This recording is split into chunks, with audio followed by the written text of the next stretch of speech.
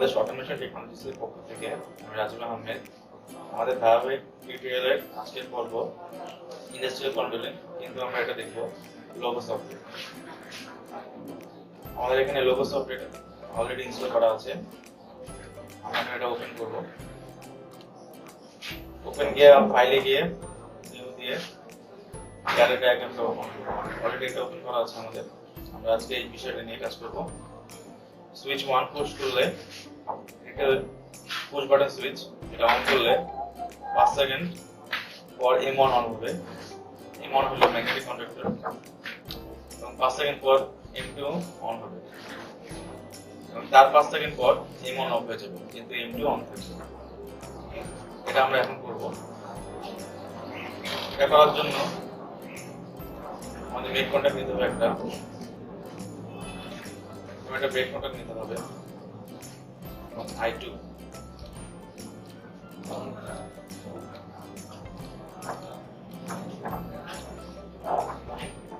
যেহেতু এখানে বলা হচ্ছে 5 সেকেন্ড, মানে ফার্স্টেই কোনো কিছু অন না করার আগে একটা টাইমার অন করতে বলা হয়েছে।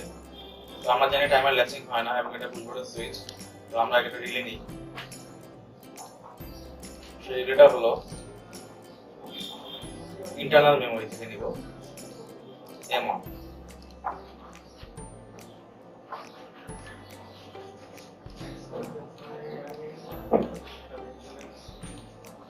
এবং M1টাকে আমরা ল্যাচিং করব। ল্যাচিং করার জন্য এটা মেক কন্টাক্ট নিলাম।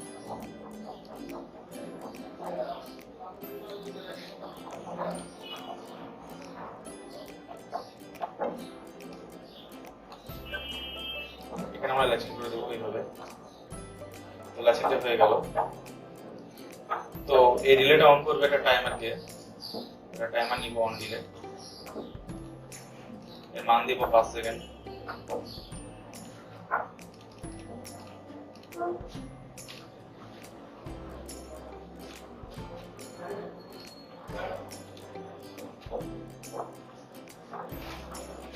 তো এই টাইমারটা অন করবে হলো আমার M1 কে। একটা মেক কন্টাক্ট লাগবে।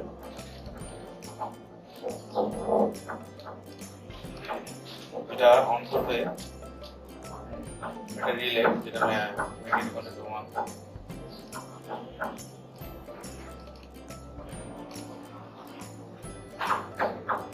এরপর বলা হয়েছে 5 সেকেন্ড পর M2। তো এই ম্যাগনেটিক কন্ডাক্টর কি অন করতেছে একটা টাইমারকে, সেই টাইমারটা অন করবে M2।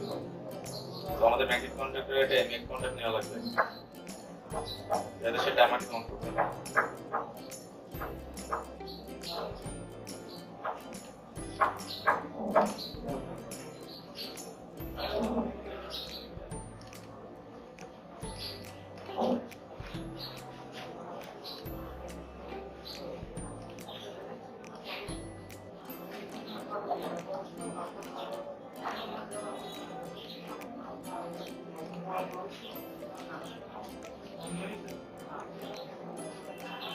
এখন বলা হচ্ছে যে টাইমারটা এখন অন করে নিতে হবে। টাইমারে মেক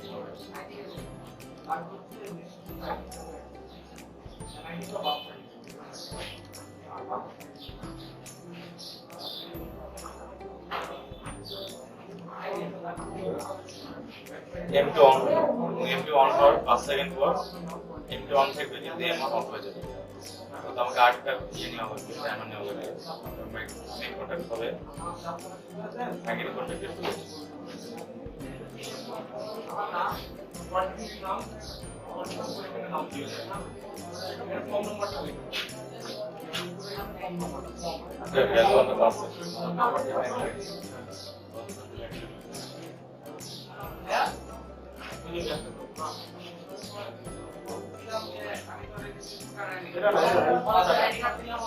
এখানে বলা হয়েছে যে 5 সেকেন্ড পর অনলি M1 অফ করতে হলে এখানে একটা ব্রেক কন্টাক্ট ইউজ করতে হবে টাইমার 3।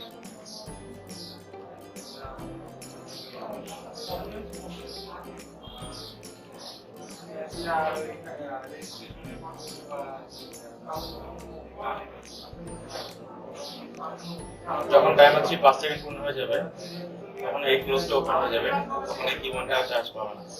কিন্তু কি1 যদি চার্জ না ওপেন না থাকে অন না থাকে তাহলে টাইমার টুটা বন্ধ হয়ে যাচ্ছে। টাইমার টুটা যদি বন্ধ হয়ে যায় আবার ম্যাগনেটিক কন্ট্রোল টু বন্ধ হয়ে যাচ্ছে। কিন্তু আমাদের বলা হয়েছে শুধু M1 মানে কি1টা অন। তো আমরা এখানে একটা ল্যাচিং করব যাতে টাইমার টুটা সবসময় অন হয়ে থাকে।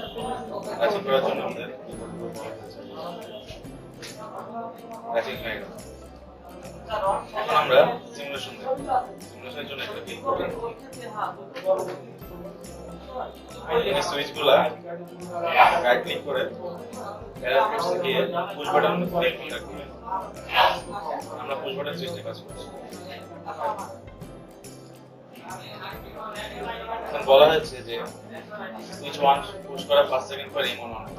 দেখি সুইচ 1 I1 পুশ করলাম, ইন্টারনাল মেমোরিটা অন হয়েছে। ইন্টারনাল মেমোরিটা একটা টাইমার অন করলো, সেই টাইমারটা অন করলো কি1 তে। তারপর বলা হয়েছে 5 সেকেন্ড পর M2 অন হবে। 5 সেকেন্ড পর M2 অন হলো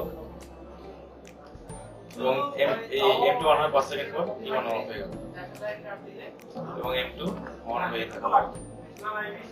এটাই ছিল আজকে আমাদের বিষয়।